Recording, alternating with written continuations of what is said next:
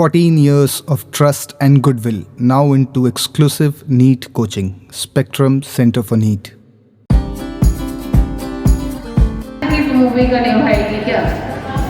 नहीं कुछ तो बोलिए। आप लोग क्या रिपोर्ट्स देखते हैं या सिर्फ इमेजेस देखते हैं या सिर्फ रिपोर्ट ही देखते हैं? आप सिर्फ रिपोर्ट पढ़ती हैं। What about the rest? जब डाउट होता है तो जी, जब डाउट होता है तो डाउट होता है तो इमेजेस देखते हैं।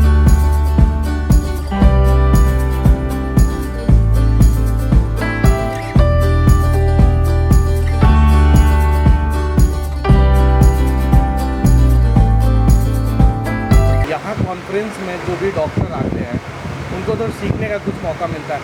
एज ए फार्मा कंपनी आप लोग जब आते हैं तो क्या सीखने का मौका मिलता है? देखिए, सबसे बड़ी बात है कि ये एक प्लेटफॉर्म है जहाँ पे जितने भी डॉक्टर आते हैं अपने बिजी चैम्बर में उतना समय हम लोग को बोलना नहीं पड़ता है। इस फार्मा कंपनी से बहुत नया नया मॉलिक्यूल आता है जिसके बारे में हम लोग उनको यहाँ पे बताते हैं, और वो लोग भी एक लेजर पीरियड में रहते हैं। अपना क्लिनिक में वो लोग हर समय बिजी रहते हैं और उन लोग का भी एक गेट टुगेदर टाइप का प्रोग्राम रहता है, तो हम लोग का इंट्रैक्शन होता है। तो हम लोग का पर्पज़ है यहाँ आने का कि उन लोग को कुछ नया नया चीज़ को बताएं और डीपली बताएं जो वहाँ पे नहीं हो पाता है। वो हमको 1 मिनट 2 मिनट बैठते हैं। तो मैडम यहाँ पे डॉक्टर लोग आते थे, यहाँ बहुत लंबी बातचीत होती है, इंट्रैक्शन होता है। This is our motto. ये जो 2 दिवसीय कॉन्फ्रेंस हुआ था, ये हम लोग का प्रतिवर्ष जो होता है, कोविड के बाद पहला एनुअल कॉन्फ्रेंस हुआ 18वां बोकारो का। तो हम लोग बहुत दिन से इंतज़ार में थे और अभी तक तो बहुत सक्सेसफुल हुआ है। बहुत नॉलेज हम लोग का एक्सचेंज हुआ है। बाहर से अच्छे खासे फैकल्टीज़ आए हैं। हमारे जो अगले प्रेसिडेंट बनने वाले हैं वो भी आए हैं। अहमदाबाद से डॉक्टर्स आए हैं, गोरखपुर से आए हैं, आगरा से आए हैं।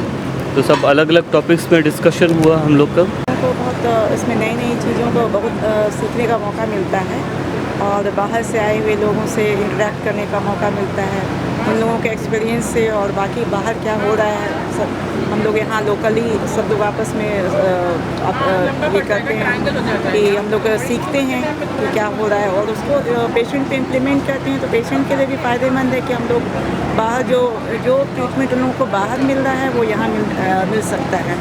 बहुत बढ़िया रहा एक्सपीरियंस। हमारा तो बोकारो पहली बार आना हुआ है और ये जो कॉन्फ्रेंस है जिसमें जो भी चर्चाएं हैं, इसके पीछे मूल हमारा जो हेतु रहता है ना, ये माता मृत्यु दर और नवजात शिशु मृत्यु दर को कम करने का है।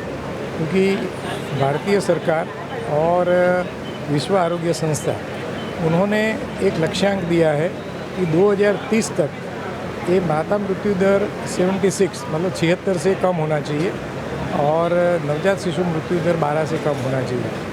हालांकि हिंदुस्तान में कई ऐसे राज्य हैं जिनका ये दर 30 से भी नीचे है, लेकिन ऐसे भी राज्य है कि जिनका करीब 200 के करीब है। तो ये कोई अकेले एक डॉक्टर का काम नहीं है।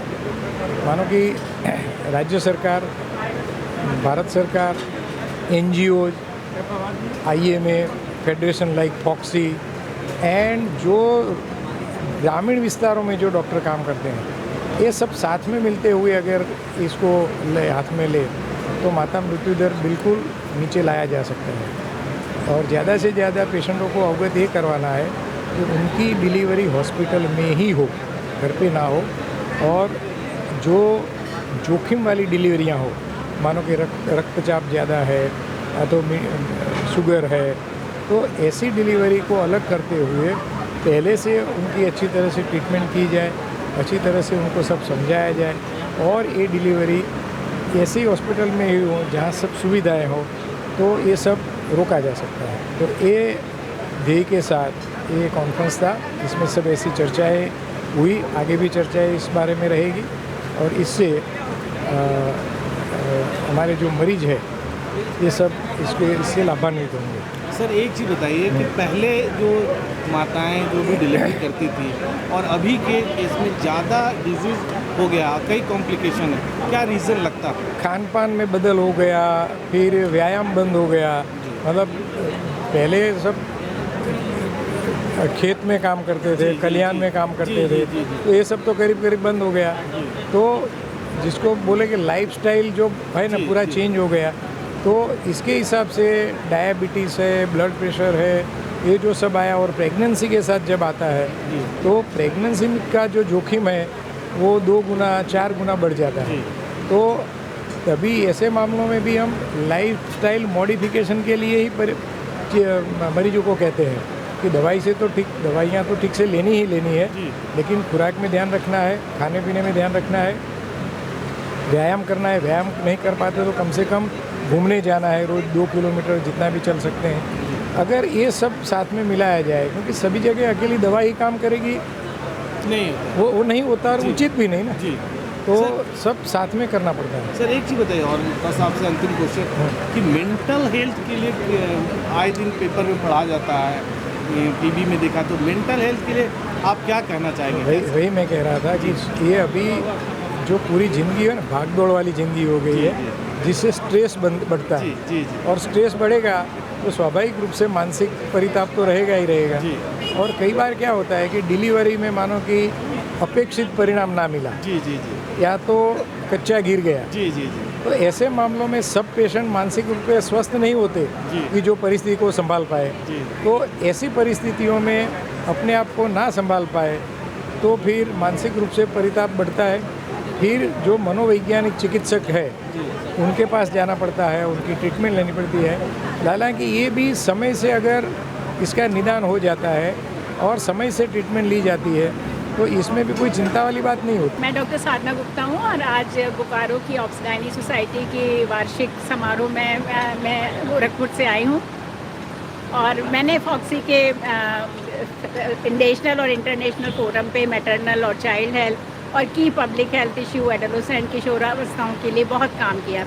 आज मैं डॉक्टर निवेदिता, डॉक्टर कौशिक दास, डॉक्टर अनुप्रिया और सभी सदस्यों को बहुत बधाई देती हूँ कि उन्होंने इतना सुंदर कार्यक्रम किया और इसमें हमने बहुत महत्वपूर्ण विषयों पे चर्चा की, जैसे सिजेरियन सेक्शन को हम कैसे सही टेक्निक से ज़्यादा सुरक्षित और ज़्यादा अच्छा बना सकते हैं और हम इसमें सिजेरियन सेक्शन की टेक्निक्स को हम किस तरह से ऑप्टिमाइज़ कर सकते हैं जिससे कि हर स्त्री जिसको सिजेरियन सेक्शन सुरक्षित की ज़रूरत हो उसको वो सुविधा मिले। स्वास्थ्य सेवा के लिए खासतौर से हमारी माताओं और बच्चों के लिए बहुत ज़्यादा उपयोगी होते हैं, क्योंकि नर्सेज, पैरामेडिकल, बाल रोग विशेषज्ञ, हमारे सीनियर ऑब्स्टेट्रिशियन, हमारे यंग रेजिडेंट्स, सभी को ये जानकारी होती है कि हमको अमुक स्थिति में कैसे करना है, सिजेरियन सेक्शन अगर करना है तो उसकी क्या सही टेक्निक है, क्योंकि यंग जनरेशन जूनियर डॉक्टर्स के लिए बहुत ज़्यादा ज़रूरी है।